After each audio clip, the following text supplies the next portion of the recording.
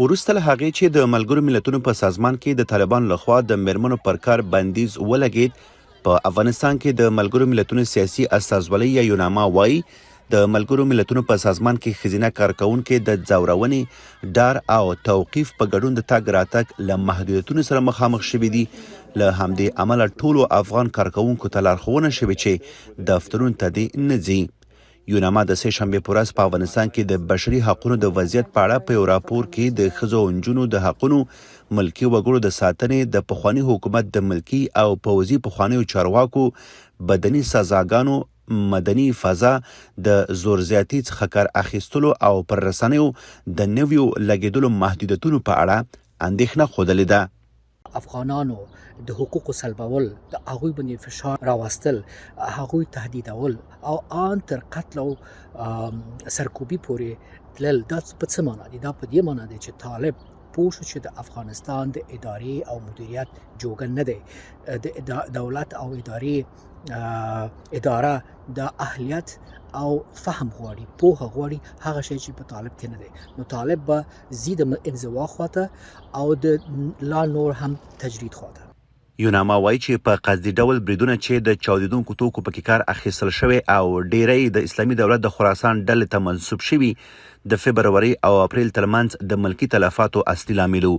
دا اداره وایي په دې موده کې په دغسې پیښو کې لږ تر لږه 14 تنه وژل شوي او 6 تنه نور ټپیان شوي دي.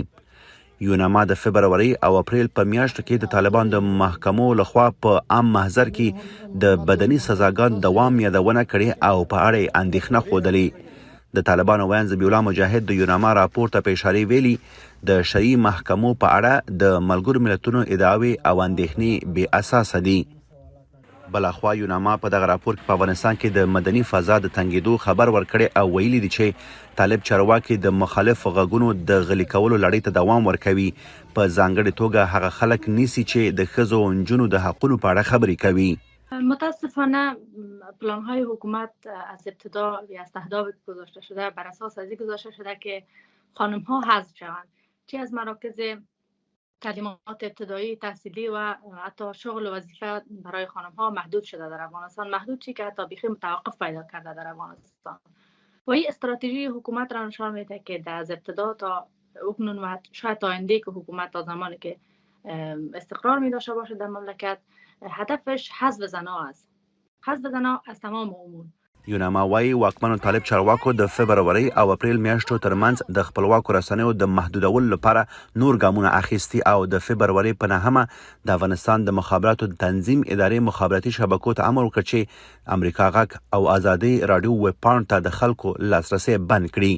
پر رسنیو محدودیتونو زیاتول او د افغان خبریالانو پر خپل سری ډول باندې نیول ډیر زیات د اندېښنې وړ دی. موږ ته که دغه حالت دوام وکړي په افغانستان کې به هیڅ خبریال او هیڅ رسنۍ فعالیتونه لري، چې دا یوازینی غوښتنکي دي اوسنی حکومت ده چې دوی غواړي په افغانستان کې رسنۍ او خبریال فعالیتونه ولري.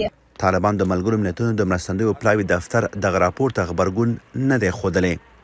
وحید فیضي، امریکا غږ.